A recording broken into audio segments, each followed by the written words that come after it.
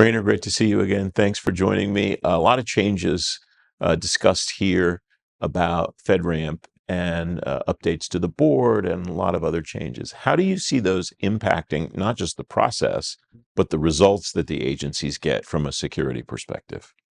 Sure. I think it'll have a twofold effect. I think that those changes will, in the beginning, be felt maybe in the form of cost, maybe in the form of resources, training our individuals, our workforce to making sure that we can meet those new standards. But then on the back end, I think it's going to be more beneficial to everyone because of the um, enhanced security requirements that we're going to see because of the streamlined process that we're seeing now coming from FedRAMP. That's going to cut cost and also resources right in the back end. So I think it's going to be very beneficial.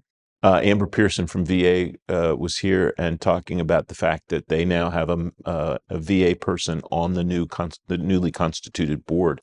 You think it will be useful to industry to have more government voices involved in the FedRAMP governance process? Absolutely. We're seeing the states and the SLED side of the house move a lot faster than the DoD when it comes to the acquisitions of, for example, even state ramp or other commercial offerings.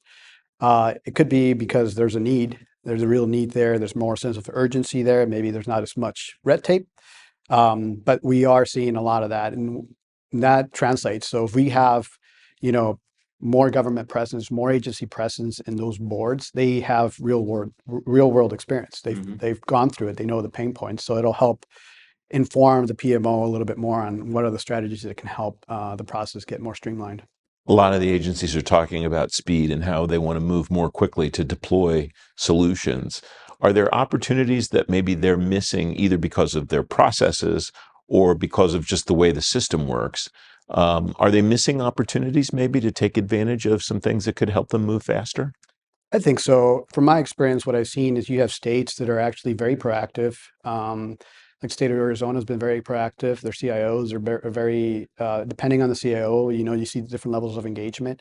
I think harmonization across standards and what the agencies are looking for and what the states are looking for would be very beneficial to those states and agencies so they don't miss out.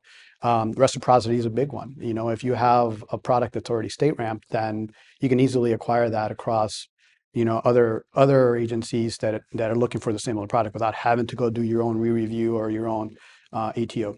Are there things that you think the federal process, the FedRAMP process, could learn from the state ramp process or vice versa? Yes, well, the state ramp process is essentially is a reciprocity from the FedRAMP process, and I think what can be learned is that reciprocity is not a new concept. It's been around since the days of diet cap, the original, or even DITS caps. I'm really dating myself by more than a decade, but that's always been there. And I think that what can be learned, what we can push up the chain is that maybe the FedRAMP can leverage reciprocity more and streamline even more. And I think they're doing that through the digitization of ATOs, but it's just going to take some time to catch up.